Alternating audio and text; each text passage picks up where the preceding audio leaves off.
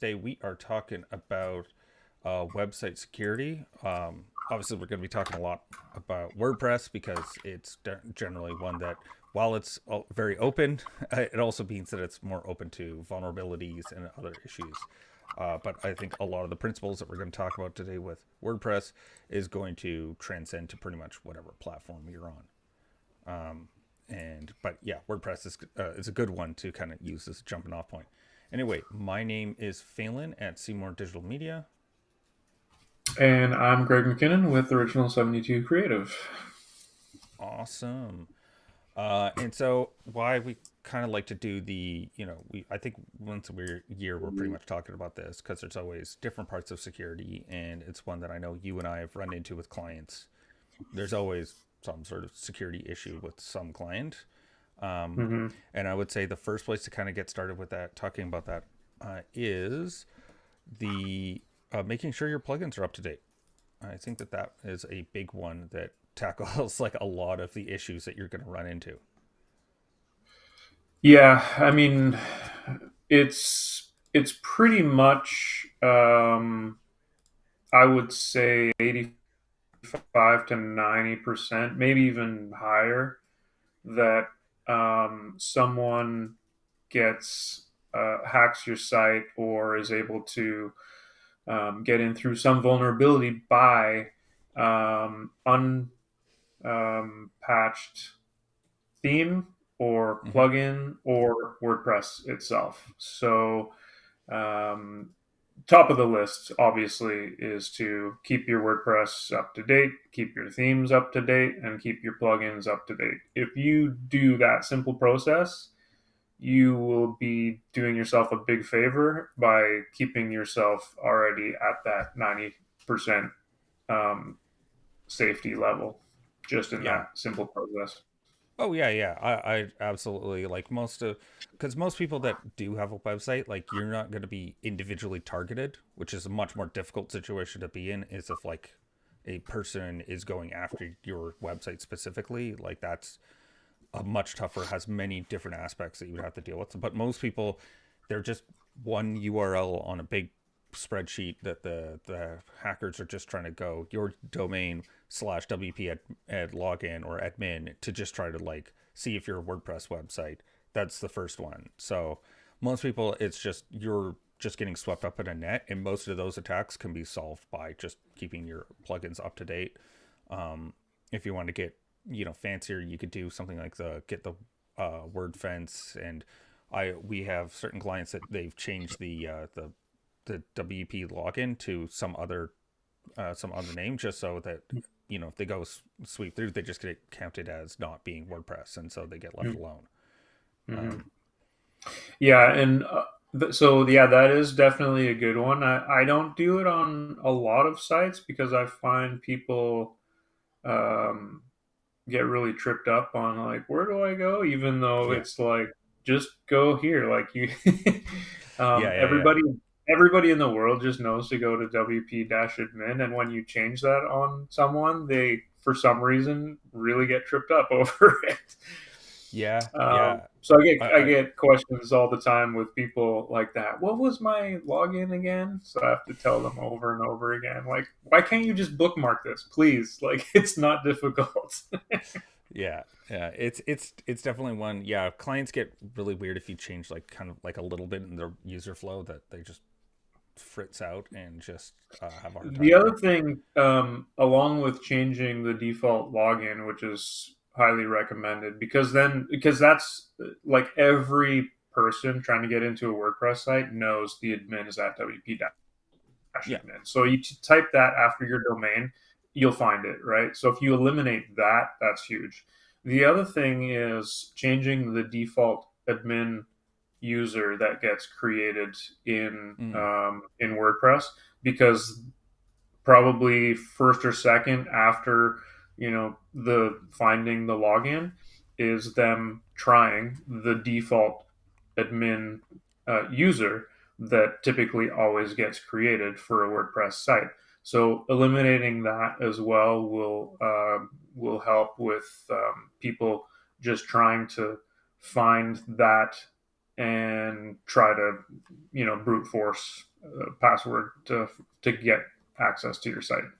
Yeah, yeah, and that also leads me to another one. It's like having like word fence, a plugin or something like that that limits the number of attempts that people can make before there's a lockout. I know there's some hosting, like we have some clients on Flywheel, which is part of WP Engine, and so they by default limit the number of times you can try, which Mm-hmm. also helps with those brute force attacks where they're just basically like slamming it a million times, and if you just say three times and then you're locked out, I think that goes a long ways. Yeah, there's a really good plugin for WordPress that does just that. Like if you Yeah. don't have a security plugin, like we might get into in a little bit, Mm-hmm. specific to doing a bunch of these things, there's one called limit login attempts, and that will basically take care of the amount of times that people are able to attempt to log in and ban them if they go over that. Mm-hmm. So yeah, if you have nothing else, at least use that. But there, in the other plugins that we get into for more heavy duty security, they have like all of these things, and that's one of them. But limit login attempts is just for that. Yeah, yeah, and it's definitely one I've seen on a couple of our clients' websites, and super helpful, especially if they do run into like people brute forcing, and like it's just going to save you so much headache in the long run. It's to do these kind of basic setups that just break down what people are doing. Um, Mm-hmm. Another one I wanted to talk about, we had talked about in our prep, was making, if you can set up two-factor authentication, do set it up. It Mm-hmm. can be a bit annoying, but annoying things mean that it's harder for hackers to get around them or people trying to take advantage of your website. That little bit of inconvenience for you is a big inconvenience for them. And also, if you can do it with like an app on your phone as the authentication, do that. Google has a really good one, Google Authenticator. I use it for all my major, any of the really critical systems. Mm-hmm. Definitely have it that set up that way. Those Mm-hmm. are really, they're nigh impossible to break because basically Mm-hmm. you would need to break into Google. Oh, which actually reminds me, Google is the only one of the major tech companies that never has had a hack. It's a weird fun fact about theirs, and it's because everyone that works there has to carry a physical like USB, Mm-hmm. and so you have to plug that into the computer you're working on, and then log in from that computer. And you need both your login and that physical dongle, and you can't. And it's not the same as an RFID, so you can't scan it because that's how other people do it. Like companies will have people physically break into the building by like finding out where people go for lunch, sitting next to them, scan their key card that's just hanging there, and then break into the building physically that way. And so there's, yeah, but you can't do that with a USB key. So it's kind of, Yeah, I wonder how many headaches they have every day of people. I lost my dongle. oh yeah, no, absolutely. There's probably, uh, yeah, well, Annoying for them, but secure. yeah, exactly. Like Yeah. when you have like a track record like they do, then you can kind of say like, yes, this is annoying, but look at our track record, and then it shuts everyone up to kind of the security risks. But yeah, it's definitely two-factor authentication. Strongly could not recommend more. Yeah, for sure. Two-factor authentication, as well as enabling hardened passwords, so people can't use the password, for instance. Yeah, It has to require an uppercase, a lowercase, a yeah, digit, a symbol, and it has to be a certain length. That as well. Um, yeah. like I was saying off the top, like the things that we've gone over, you've already gotten to probably 98% Oh yeah, security of yeah, of your WordPress site just by doing, and they're not difficult things to do. So there's really no excuse for people, not to do these things. I did want to mention, outside of WordPress and the software and hmm updating the themes and things, it's also really important to make sure that your PHP would be up to date to the most recommended version. Yeah. If you're running outdated versions of PHP, there could also be exploits just from that outside of getting in through your WordPress site. There would be other ways that you might be exploited. I would even go further than there could be vulnerabilities. There will be vulnerabilities if you have. Well, yeah, yeah, there it's will it's be, yeah, for sure. well, and I only joke about that because like PHP is notoriously a language that is both very simple to learn and very simple to hack. It's like it's got But the the reason why I said it the way I did was because you could be on not the current version and have had a security update done to it. So yeah it's only out of life PHP versions that wouldn't be getting these security updates. So once your PHP version is out of life, at least make sure you're at a version that is still being maintained and updated. yeah Um, Versus being on the bleeding edge or the current version, just make sure you're on a version that is not out of life and not getting any security updates anymore. I no, I totally agree with you. I was just being a little like reminding people that PHP, while it's very useful as a coding language, it's also very vulnerable and has a lot of well-known security issues that it has to deal with as like just a Yeah, coding language in general. So it's definitely one that's why there's so many updates for it is because that it really likes telling the world what your database says. Like hmm it's hmm quite insistent on SQL injections if you let it. Um, yeah. So on top of all of those basic things that do get you to that high level, there are other smaller things to get you the rest of the way. And typically, these things are easiest to be done through a security plugin. So the two security plugins that, well, there's one that I use, but there's two that are sort of at the forefront of what people use for security. The one I use is Solid Security, mm, formerly called iThemes Security. iThemes rebranded to Solid, so now all of their products are Solid Security, Solid Backups, Solid Central, all these kind of things. The second one is WordFence, which is I think probably the most used I think so. because Solid Security is a well, there's a free and a paid, but I think WordFence is probably the best known and most used. Yeah, that's what that I think when I looked it up, it was like the most installed of any of the security plugins. Yeah, Um, it's really well known. It's definitely has a lot of.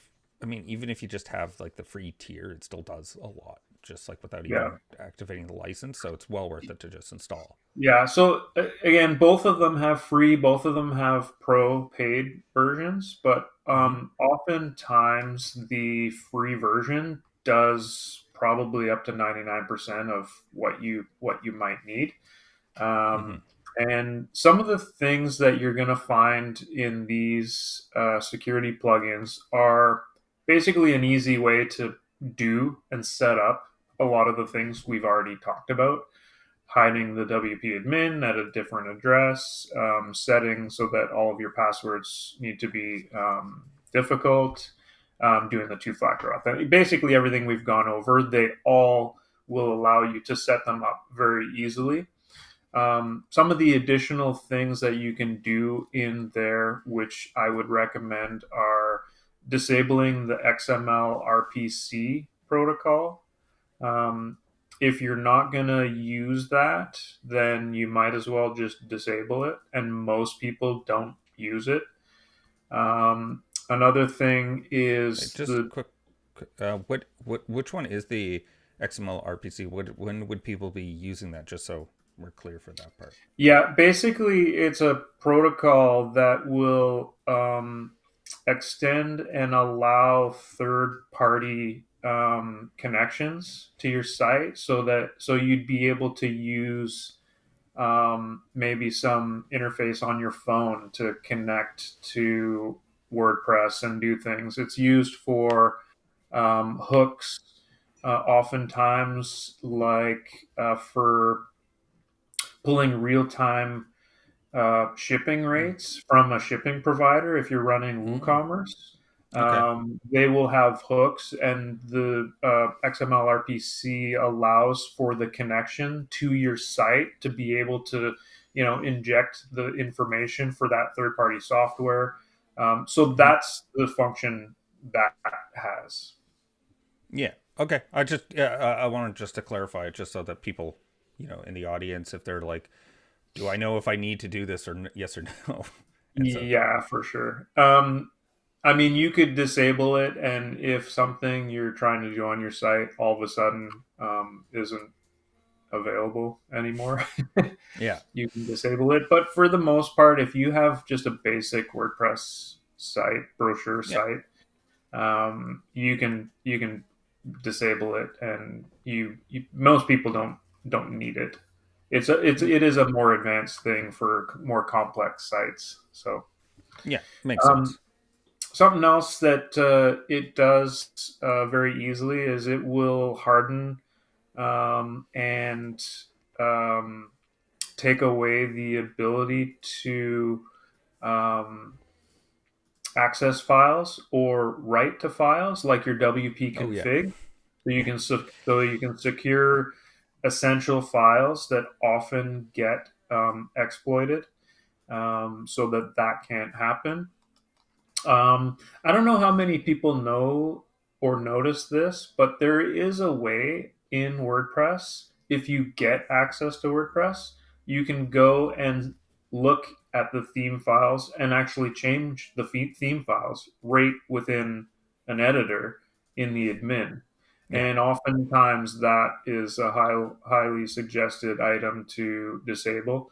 So both of these security plugins have checkboxes and sections like, do you want to secure this? Do you want to secure that? Check this off, check that off. And these are a lot of those things that it goes through and takes away the ability to be used. Yeah. Yeah. That makes sense. I mean, I will say that I use that editor feature a fair bit for some of my clients that have like, we've got a custom coded theme, and I put my head in my hands and go, great. And then I use the editor to just quickly look over the files. But yeah, I definitely mean, I it's disable. it's so dangerous because you make one typo, like Yeah. Yeah. for like coding typo in a file and save it, and you could, the site could be down. And now, assuming that most people do that because they don't have FTP access to the server files or something Yeah. along those lines. So if that happens, all of a sudden you're like, it's down, and now I have absolutely no way to Yeah. Yeah. recover this quickly. Yeah. The little backups are your friend. That's another thing. Is Yeah, yeah. always having a backup of the website. But yes, I've may or may not have done that by accident a few times. Or I went, what happens if I remove this snippet? And then the like, oh, that broke the page. Okay, just gonna put that little snippet back in there. Reverse, reverse. Yeah, yeah. Actually, it got me thinking, like a little Proustian reverie of talking about people writing stuff to the database. Oh, it's one of the first hacks of a website. I don't know if you've ever seen it, the Japanese car part hack. Mm. So what happens is through your contact form, they Mhm. inject themselves. They do a SQL injection and I guess get logins and then write to your database a little PHP file, and so the website goes down. Like as soon as it loads, it goes down and it's replaced by this like Japanese parts importer. It's all in Japanese. It's like pink and it has car parts all over it. It was. I mean, it was like almost 10 years ago that I dealt with that. But yeah, it was definitely a fun one to make you go through each file and figure out like why is this happening. And then I figured it out, and they wrote a PHP file in it and said when the page loads, load this instead of the website. Mhm. And so yeah, that's why secure. Oh, that also reminds me, we forgot the most basic thing for this as well. Make sure you have an SSL certificate for your website. There, Yeah. sorry, it's just so basic that I was like, and I'm right now in the middle of actually generating one and on a website that's hosted on AWS. and so I'm having to go through that. And so it just came back to me that I'm like, yeah, make sure you have your secure your website, because if you log in and you're not secure, that means your username and password are flowing across the internet that anyone can go see because it's not Yeah, encrypted. for sure. It's not that I forget. I always remember, but I also sometimes think, well, who doesn't have an SSL these days? Like Yeah, everybody, like it's been such a standard for so long, ever since Google was like, we're going to show a warning if you don't have an SSL in your site is not going yeah, to show and stuff like it. It really forced everybody to be like, why am I getting this? Okay, I'll put an SSL on there. So yeah, like every site pretty much has an SSL, and if you don't have an SSL, it's basically because you've put up a site maybe on your own and you don't know, yeah, um, and you think, well, I don't have anything secure, so like, why do I need to bother with this? But yeah, yes. Famous last words. yeah, yeah. Uh, so, and I will say a big shout out to Electronic Frontier Foundation and Mozilla Foundation, who were instrumental in creating Let's Encrypt, which is the free service that they paired with Google to then get it for everyone. So, big shout outs to them to thinking about the end user and getting this free service that everyone can use to generate SSL certificates, because it used to be a big money maker for, not a big money maker, but it was still like, they charge you $100 to do it. And Oh uh, man, I remember back when I first started, we did SSLs. They were SSL certificates were like $300 to $500. Like they yeah, were expensive. yeah, and for something that generally is like not like there's a reason why Mozilla and EFF were able to do it for free, and it was because it actually wasn't that as complicated. If you just ran this, like you had a special server and it ran like a hashing code for you, and then Yeah. so it's definitely, yeah, it's we're living in a much more secure landscape than I think we've ever have, which is good for most end users. That it's super easy for you to secure your website by just doing some basic, basic steps. So I think that that's in 2024 to have it a much better frontier for all these things. I think is good for average people that are starting a website and getting out there. hmm and on top of having the SSL, make sure it's enforced. Like, don't because there are some sites that have SSLs, but you can still go to the non SSL. Yeah, So there's a way that you can force the loading of the SSL so that nobody can actually get to the non SSL version of your site. yeah. And I believe I can't remember the plugin name for that, but there is a plugin to do that. Force I'll try to. HTTP Force HTTPS. I remember I did that. It was the Is plugin I that what it's used. called? Yeah. Yeah, and there's Force SSL as well. So there's like two. Oh, yeah, maybe it might be Force SSL that I was thinking, but there's probably a couple of them. But there are plugins that will do that for you. Again, if you go with these security plugins like Solid or WordFence, they have the option in there to easily turn the Yeah. the auto SSL or the Force SSL on. Some of the other things that you'll find in the additional stuff that you'll find in these plugins is things like scanning, periodic scans of your site. You'll be able to set that kind of stuff up. Mm-hmm. You can set up firewalls to Mm-hmm. ban IPs and things like that. Obviously, the network brute force, which we talked about, could be set up. Yeah. Um, and there are I think I mentioned some of these already, but some of the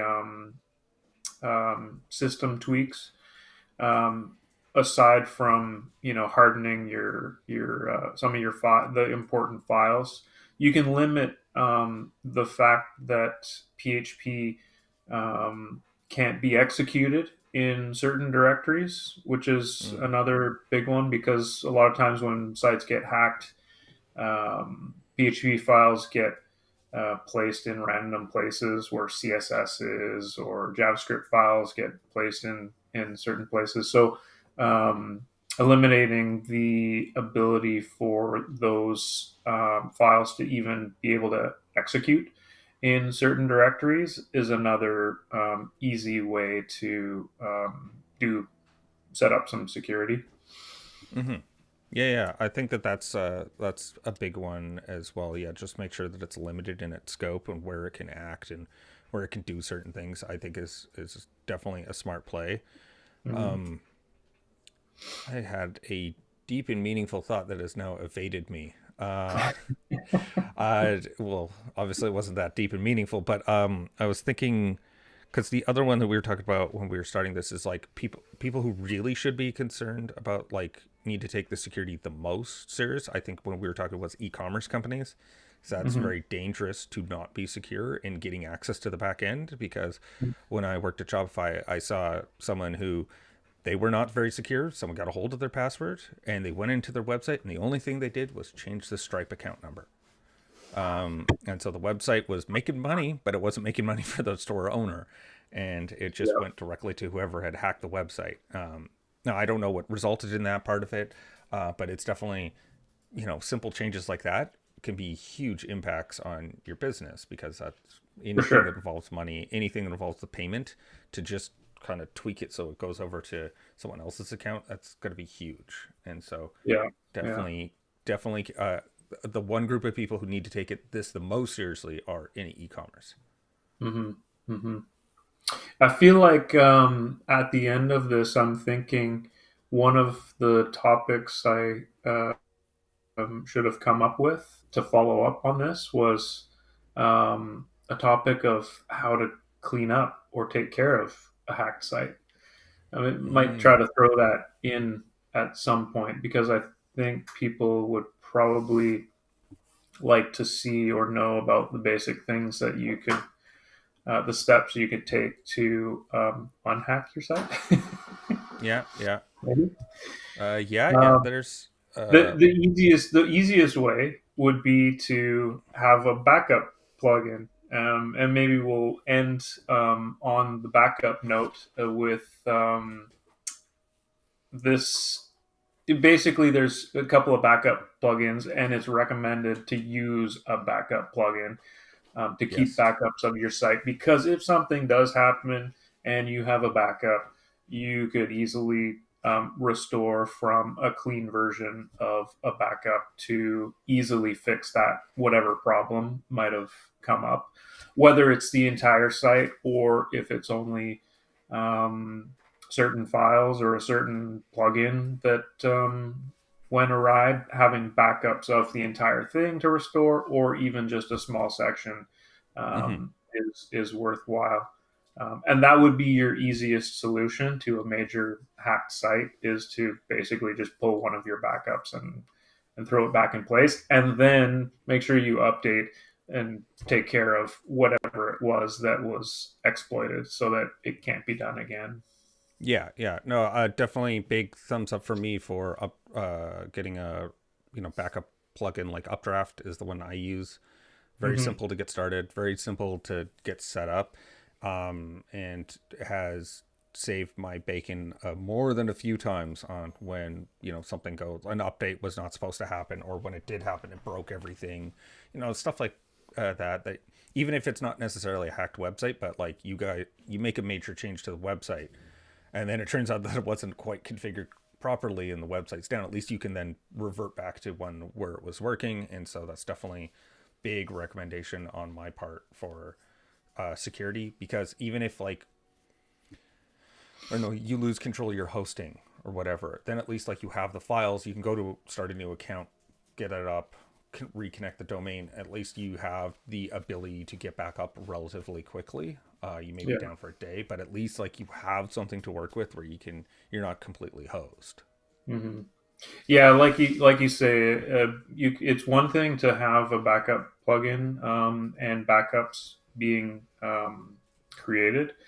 It's another thing to make sure you're storing those backups offsite, because in that situation you just came up with, if you lost access to the server or the server went away completely, and you were storing backups on that server, oh, your backups are gone too. So you're still out of Yeah. luck.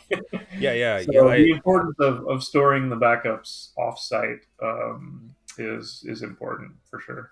Yeah, and like when I do Updraft, I just connect it to my Google Drive account, and Mm. it's like a couple gigs that are sitting on there. But because most websites aren't really that big, and then yeah, it's super easy, and you've got Google again going back to they're super secure, you know, and so you know that Google's not going away. And then if anything does happen for your server instance, then you just switch over to a new one and then load it in, and then point the domain there. Boom, you're ready to go. And so it's definitely yeah, another aspect of security that backing up and updating things is kind of the I'd say the TLDR of this whole thing was just make sure you have a backup and make sure everything's up to date. Yeah. Well, that was everything. So we got through it Yeah, all. That's yeah, pretty nice. yeah.